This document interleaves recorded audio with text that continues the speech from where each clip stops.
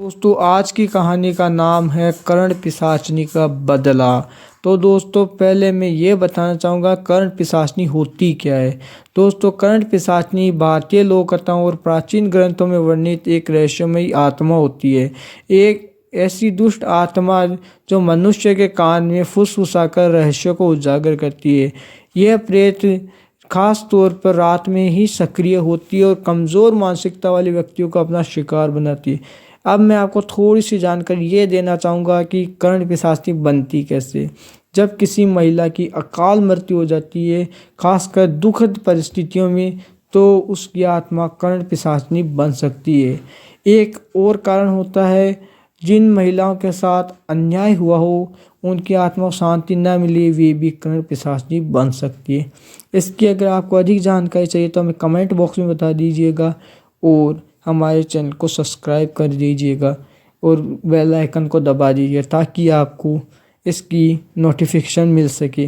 कर्ण पिशाचनी विशेषता है कि ये बहुत ही सुंदर महिला के रूप में दिखाई देती है, लेकिन इसका वास्तविक रूप बहुत डरावना है। ये कान लोगों के कान में फुसफुसा कर उनके गहरे रहस्यों को उजागर करती है। ये रात में ज़्यादातर सक्रिय रहती है और अंधेरे जगह जैसे सुनसान जगह, शमशान घाट या घने जंगल इनके पसंदीदा स्थान होते हैं। कर्ण पिशाचनी के कुछ बचाव भी होते हैं। अगर आपको इस पर संपूर्ण जानकारी चाहिए तो हमारे चैनल को सब्सक्राइब कीजिए वीडियो और नीचे कमेंट बॉक्स में ज़रूर लिखिएगा। तो चलिए बढ़ते हैं अब हमारी कहानी की ओर। ये कहानी राजस्थान के एक छोटे से गांव भैरवपुर की है, जहां लोग अपनी सादगी और परंपराओं के लिए जाने जाते थे। गांव घने जंगलों से घिरा हुआ था और उस जंगल को लोग भूतिया मानते थे। बुजुर्गों का कहना था कि वहाँ एक कर्ण पिशाचनी का वास है, जो लोगों के डर और रहस्यों का फायदा उठा कर उन्हें नुकसान पहुंचाती है। एक रात गांव की लड़की सुमन ने अपने परिवार को बताया कि रात में उसे किसी के कान में फुसफुसाने की आवाज़ें सुनाई देती है।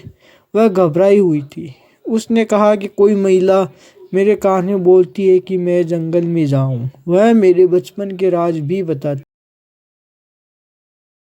है।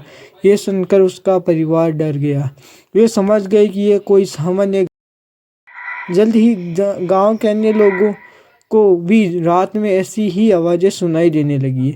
गांव के बुजुर्गों ने इसे कर्ण पिशाचनी का काम बताया।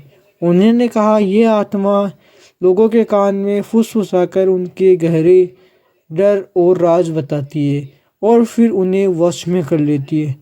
गांव वाले डरे हुए थे।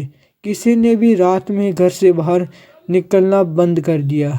कुछ युवाओं ने इस रहस्य को सुलझाने का निर्णय लिया। वो लड़के थे राजू, मोहन और दीपक। गांव के सबसे साहसी लड़के थे। उन्होंने तय किया कि वे जंगल में जाकर देखेंगे कि ये सब सच है या केवल डर की एक बात। एक रात जब पूरा गांव सो रहा था, तीनों ने मसालें ली और जंगल में जाने का साहस किया। जैसे ही वे जंगल में घुसे, उन्हें ठंडी हवा और अजीब सी फुसफुसाहट सुनाई देने लगी, जैसे तुम क्यों आए हो, तुम मुझसे बच नहीं सकते। फुसफुसाहट की आवाज़ें उनके कानों के पास और तेज हो गई। दीपक के पास मसाल थी जो चारों ओर देख रहा था, तो उन्हें एक बड़ी पुरानी बरगद का पेड़ दिखाई दिया। पेड़ के पास एक महिला बैठी थी। वह बहुत ही सुंदर थी, लेकिन उसके लंबे बाल और खून से सने नाखून और चमकती आंखें देखकर युवक समझ गए कि वह कोई सामान्य महिला नहीं है। महिला ने हंसते हुए कहा, तुमने मुझे यहाँ बांधने की हिम्मत की थी, अब तुम्हारे अंत निश्चित है। युवक ने डर के और हिम्मत जुटाकर पूछा कि तुम कौन हो और गांव के लोगों को क्यों परेशान कर रही हो। उसने बताया वह एक कर्ण पिशाचनी है।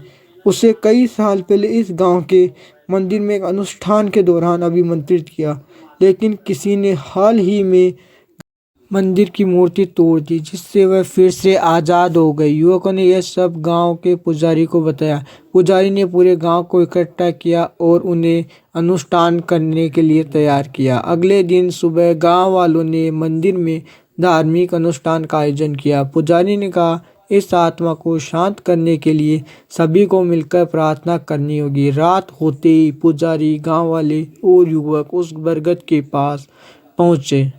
पुजारी ने मंत्रों का जाप शुरू किया और पवित्र जल को पेड़ के चारों ओर छिड़का।